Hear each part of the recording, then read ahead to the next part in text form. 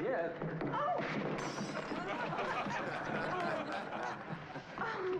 I'm Freya. It's very nice of you. Is there anything you'd like for me to do? Yes, ma'am. A couple things. Yes, sir. 안녕하세요. 무비프레스 시청자 여러분, 호스트 스탠입니다. 오늘은 말씀드린 대로 이 질병 시대에 위기에 처한 영화 산업 그리고 극장이 어떻게 될 것인가를 지난 시간에 이어서 말씀드리겠습니다.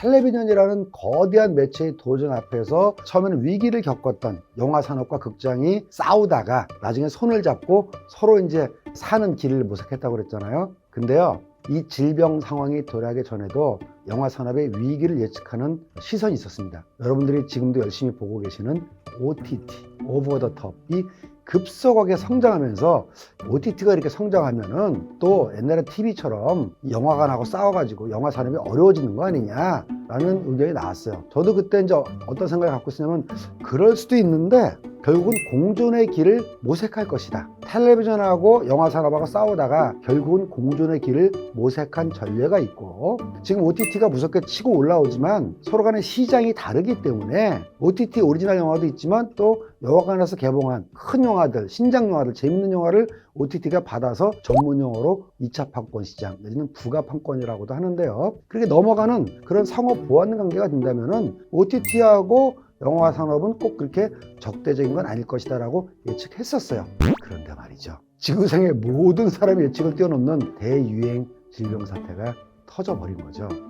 그러면서 한국뿐만 아니라 전 세계의 극장들이 락다운 맞아가지고 폐쇄를 하고 악순환이 계속되는 거예요.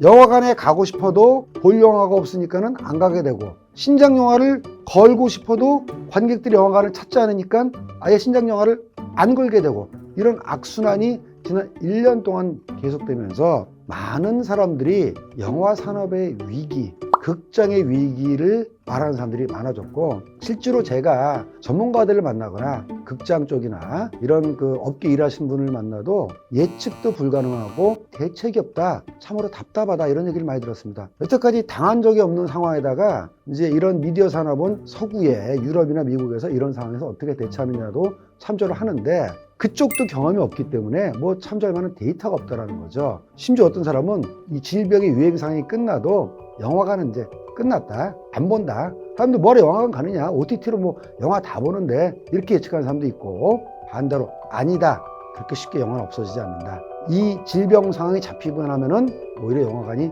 대폭발할 것이다, 보상 심리 때문에 폭발할 것이다 라고 예측하는 사람도 있고, 세 번째로 단기간에 없어진다는 것도 말이 안 되고, 마치 아무 일도 없었다는 듯이 원래는 돌아가는 것도 말이 안 되고, 장기적으로는 영화관도 없어진다기보단 변해갈 것이다 라고 예측하는 사람도 있습니다. 저 개인적으로는 2번과 3번의 중간 형태, 사실은 3번 쪽에 가깝습니다. 일단 이 질병 유행 상황이 지나가고 나서 사람들이 더 안심하게 되면은 당연히 영화관을 찾습니다. 사람들이 영화관을 찾는 이유는 말이죠, 단순하게 꼭 영화를 보기 위해서만은 아닙니다.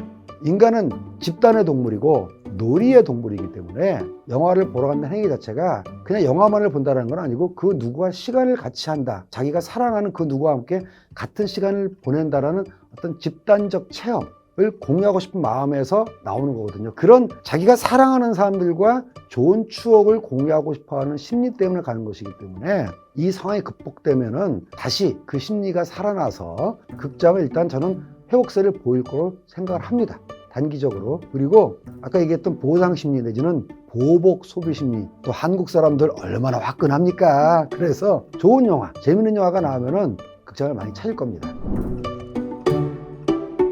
그러면은 극장은 영원히 지금처럼 변하지 않나요? 그렇지는 또 않을 거라는 거죠. 제가 제일 두려워하는 상황이 말이죠, 이 상황이 장기화되는 겁니다. 한 1년, 2년 정도면은 뭐 그래도 괜찮은데 이 상황이 너무나 장기화돼서 사람들이 영화관에 안 가는 게 너무 체질화돼 버릴 경우, 너무 당연하게 되어버릴 정도로 이 국면이 장기화된다, 또는 이거는 정말 생각하기도 싫은 끔찍한 상상입니다만은 저는 자신하는 게 지금 초등학생 정도까지 영화관에 가서 즐겁게 영화를 관람한 추억이 있는 사람들은 이 상황만 해소되면 당연히 영화관 가서 영화를 보고 싶어 할 거라고 생각합니다.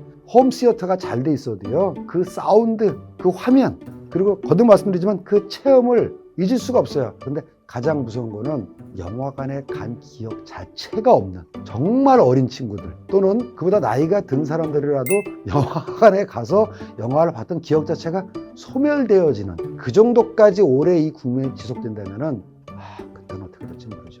누구도 바라지 않는 상황이고 절대 있으면 안 되는 상황이고 이건 영화 산업을 떠나서 인류의 어떤 문명과도 관련된 일이기 때문에 그런 일은 일어나지 않으리라고 봅니다. 이건 제가 희망사항일 뿐만 아니라 객관적인 예측이 그래요. 물론 미래는 아무도 알 수 없는 겁니다만 10년 전하고만 비교해봐도 말이죠. 영화를 보는 경로가 너무 다양해졌어요. 컴퓨터로 영화 본다라는 거 우리 상상도 못했습니다. 20년 전에는. 근데 지금은 조그만 랩탑으로도 보고 컴퓨터 화면으로도 보고 폰으로도 보고 프로젝터로 보고 이거 가지고 양이 안 차. 역시 영화는 큰 스크린에서 봐야 돼. 그런 사람들은 영화관에 가서 보되 영화관도 그냥 영화관입니까? 2D, 4DX, 스크린X, IMAX 너무나 다양한 선택지가 있잖아요. 이거 20년 전까지는 상상도 못했던 다양한 영화 관람의 채널이거든요. 앞으로 20년 뒤에는 어떻게 될 것이냐 예측한다는 건 역시 쉽지가 않지만 저는 큰 방향은 예측할 수 있다고 봅니다. 꼭 영화관에서 봐야 될 영화와 영화관을 찾지 않아도 크게 아쉽지 않은 그런 영화들로 양극화될 것이다. 그래서 앞으로 영화관은 좀 더 체험을 중시하는 사람들이 찾는 일종의 놀이공원, 요즘 체험형 영화들, 아주 묘사가 센 장르 영화들, 심의에 구애받지 않아도 되는 또는 아주 발칙한 상상력을 가진 그런 영화들이 영화관의 주류가 되지 않을까 싶고요. 더 큰 주류는 말씀드렸다시피 블록버스터입니다. 제일 아쉬운 거는 이제 아트 영화, 독립 영화, 일반 드라마 이런 영화들은 알게 모르게 마음속에 그런 심리가 있으실 거예요. 이 영화는 좀 기다렸다가 OTT나 비디오로 봐야 되겠다. 마음속에 이미 여러분들이 분류를 하고 있습니다. 그런 상황이 더욱더 가속화될 것이라는 거죠. 그래서 영화관도 큰 영화를 보여준 영화관과 그렇지 않은 비영화관으로 나뉘지 않을까. 근데 제가 확신할 수 있는 거는 제 살아생전에는 영화관은 없어지지 않을 것이다. 손주 손을 이끌고 가는 그 순간까지도 영화관은 사라지지 않을 것이다. 형태는 달라질 뿐. 자, 이상이 스탠리가 분석한 미래 전망이었고요. 스타워즈의 한마디를 인용해서 스탠리의 메시지를 전해드리겠습니다. May the cinema with you.